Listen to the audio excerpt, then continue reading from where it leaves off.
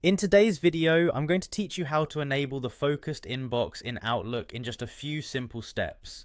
The focused inbox feature helps you streamline your email experience by sorting important messages into a primary tab called Focused, while the rest of your emails are neatly tucked away under Other. This can drastically reduce distractions and help you focus on what truly matters. Let's begin. The first thing you'll need to do is head over to Microsoft Outlook. Whether you're using the desktop application or the web version, these steps are pretty similar. So open up Microsoft Outlook and look towards the top right corner of your screen.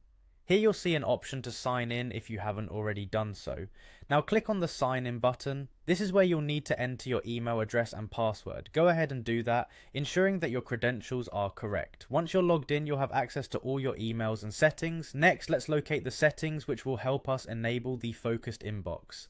Still in the top right corner, you'll see a gear icon. That's your settings. Give it a click and a menu will appear. Now, settings can often be a treasure trove filled with various features and functionalities that you might not have known existed. But today we're here for the focused inbox. As you scroll through the settings menu, keep your eyes out for the section dedicated to the focused inbox. This feature might be listed right there, but if you don't see it immediately, don't worry. Sometimes these settings are a little more tucked away, depending on the version you're using. Once you've found the focused inbox option, you'll see a toggle or a checkbox labeled as sort messages into focused and other. This is the key switch that enables the feature. Go ahead and click on that to activate it. By doing this, Outlook will automatically begin sorting your incoming messages based on their importance.